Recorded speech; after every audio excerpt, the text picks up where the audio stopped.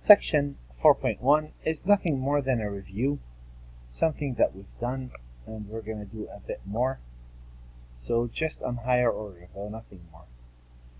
Determine the interval in which solutions are sure to exist. This is the third time we see this. What's the catch? Make sure that's a 1.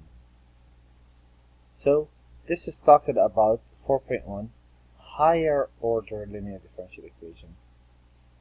If I take the fourth derivative plus e to the t divided by t into t minus 1, y double prime, plus 4t squared over t into t minus 1 y equal to 0. So the same as before. You look, e to the t is defined everywhere. Where does this not exist? You want to stay away from 0. So t cannot equal 0 or 1. Well, here's a number line. If I take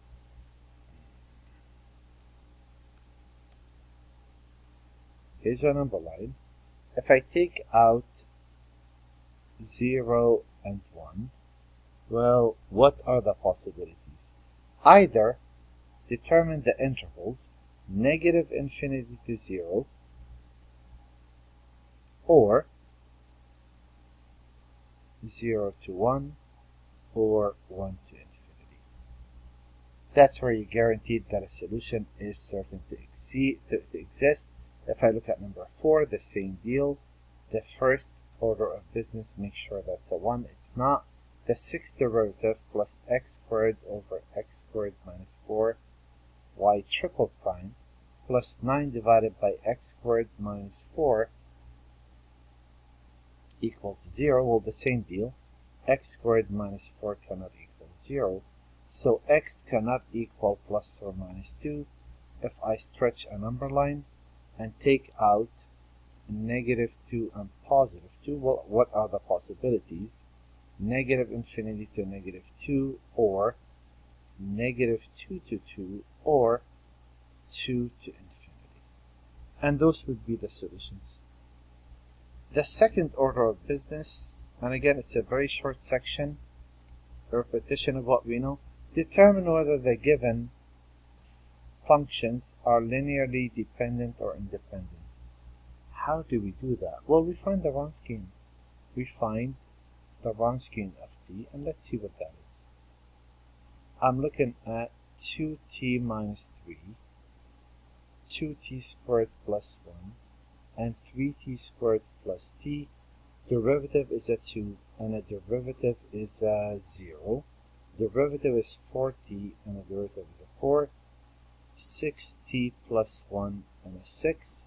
I want to find the determinant of this. You could pick a row or column if you wish. You could say I'm going to pick this row, for example, if you like. And remember, associated with this would be the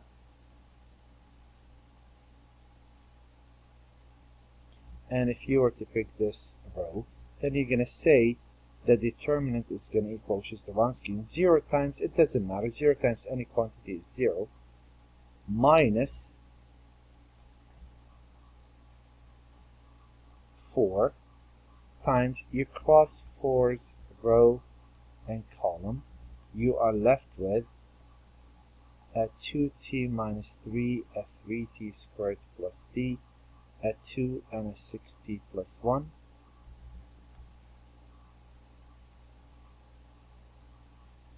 And a positive 6.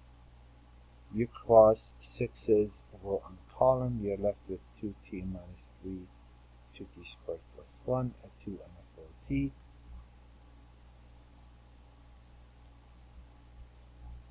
And you figure out what this equals, and that would be a negative 4 times, let's see what that is, 12t squared plus 2 minus 18 is minus 14 minus a 3 minus 2 times that minus 6t squared minus 2t, alright, plus 6 times, that would be 8t squared minus 12t, minus the product of those, that would be 4t squared minus 2. So this is a negative 4 times. That makes it 6t squared minus 14t minus, what was that again? 2. No. Minus 16t. Minus 16t minus 3 plus 6 times 8 minus 4 is 4 minus 12t minus 12 minus 2. I didn't multiply yet. So I'm looking at negative 24t squared plus 64t plus 12 plus 24t squared minus 72t minus 12. I just want to double check my numbers. Those are fine. Let me just make sure that I did this part correctly. That was 80 minus 12t, and this was 12t squared plus 2 minus 18 is minus 16. My mistake. That was minus 16. That was this times this. Minus 16 minus 2 is minus 18. 4 times 18. 4 times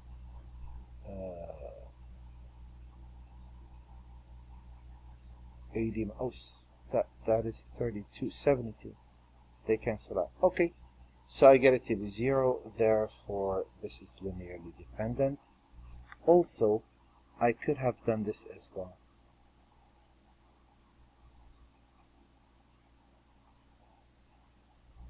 I don't know how long it's been since you've taken Math 8. We do this in our trig now at Pasadena. In other schools, if you came from another school, you've taken that in college algebra or pre-calculus. The way we do those now, you could use the shortcut. If you remember what the shortcut is, you list the first 2 columns again. So how do you find the determinant of this? I don't care, that's way beneath us. And you could do this minus this, whatever works. Bottom line, you're going to get a 0, and therefore it's linearly dependent. Remember the Wronskian? And the last problem, they're just asking us to verify that the given functions are solutions of the differential equations. Alright, let's start with the first one. First one says y equal 1, y prime equals 0, y double prime equals 0, triple prime, and the fourth derivative is 0. If I plug those in, 0 plus 0 equals 0. This checks. If I take t, if I let y equal t, y prime equal 1, y double prime equals 0, y triple prime equals 0. Okay. Y double prime equals 0, y triple prime equals 0, and y to the fourth equals 0. So that is again 0 plus 0 equals 0. It checks. If I take y to be the cosine, y prime is negative the sine, y double prime is negative the cosine, y triple prime is the sine, and y to the fourth is the cosine. If I take y to the fourth, which is a cosine of t, plus y prime cosine of t, that's a 0. And if I take y to equal the sine of t,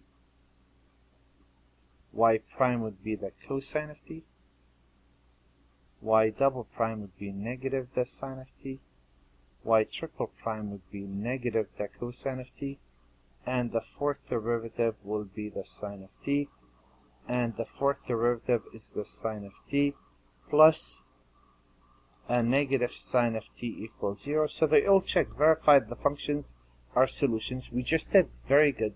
What else do they want? Determine the Wronskian. How do you find the Wronskian?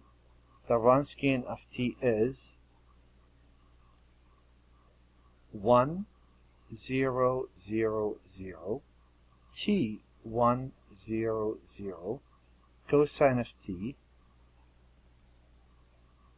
Actually, they're all right here. Negative sine of t, negative cosine of t, and sine of t. And if I go by the sine of t, cosine of t, negative sine of t. Okay, why is that not derivative sine, negative oh, third derivative right here. And negative cosine of t. Now here you have a couple of options you could do this in. If it was me, I will make that a 0. I will say take a row 1, 2, row 3 multiplied by sine plus cosine times row 4 and put the result in row 4. I'll be looking at 1t cosine of t sine of t, 0, 1, negative sine of t cosine of t, 0, 0, negative cosine of t, negative sine of t. And if I multiply row 3 by a sine, that would be 0, 0, negative sine of t cosine of t, and negative sine squared of t. And if I multiply row 4 by a cosine, 0, 0, sine of t cosine of t, and negative cosine squared of t, right? And if I add those, I'll get 0, 0, 0, and I'll get negative sine squared of t minus cosine squared of t. And since this is an upper triangular, the determinant is simply the product of the diagonals, if you remember that. And that would be 1 times 1 times negative cosine of t. And if you factor a minus out of those, that's cosine squared of t plus sine squared of t, which is a 1.